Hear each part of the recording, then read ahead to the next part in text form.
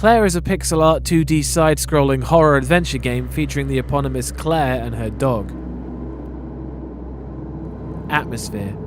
The game borrows a lot from Silent Hill, using the same large, sprawling locations like schools, hospitals, and apartment buildings, and portrays them in a similar way, with everything being burnt or rusty and desolate.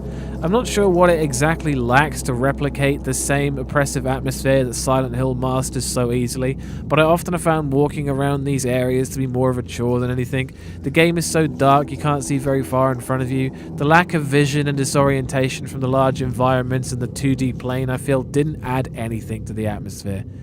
I just didn't feel much of anything from the atmosphere in this game at all. No Harry Masons. Scares. The game's enemies are about the only thing that really make you panic. Whilst the dark and confusing environments don't add much to the mood, I found trying to traverse them whilst being chased by barely visible monsters was a lot more frightening, especially when they follow you through doors. Hiding is effective, but like in most horror games, the monsters seem to take forever to go away. However, it is much easier to just run past them and keep running until they stop chasing you. There's some set pieces that probably seem better on paper, and a stress or sanity gauge that didn't seem to contribute to the game much besides killing you if it got too low, and really that's about it for the scares. Still no Harry Masons. Sound design. The game again borrows a lot from its inspirations, to the point of having the same albeit pitch-shifted broken door sound effect from Silent Hill 3, and uses a very similar chase noise from Amnesia's Dark Descent. The sound effects that aren't rip-offs are mostly good. You'll often hear random echoes of children laughing, and the distortion and insect-like jittering effects are well done. The music would be good, I feel, if it was put against something else. I'm not sure how to explain this. It's all static and delayed voices, and it feels like it belongs backing a space station, not a burnt school.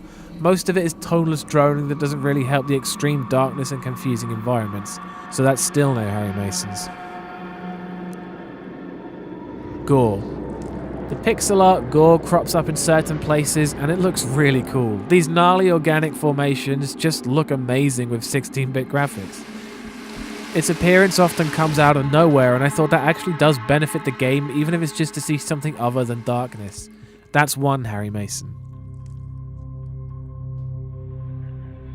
Story. The story is the game's redeeming factor. It's a tale of abandonment, suppressed trauma and pain. Claire's family issues and relationship with the locations in the game is really well done. Most of the flashback sequences are some of the best in the game, with the dialogue between her and her family being more standout than a lot of the horror elements. Also, the side missions of trying to help the individuals that seem to be trapped in the various locations are pretty neat too, making the final score 2 out of 5 Harry Masons. I feel Claire is an exhausting experience, but not for the right reasons. This could have been done so well, but the gameplay, soundtrack, and atmosphere are all lesser copies of what it's trying to imitate. Again, I'd like to remind you this whole thing is down to my opinion in horror games, and if you don't share this opinion, then that's cool. I get it. I'd like to point out that whilst I check the map every 20 seconds, I did not scream like a banshee or run away from the computer, and I advise you don't either. There'll be more horror reviews in the pipeline, and thanks for watching. And always go check out Bumps in the middle of the night. Peace.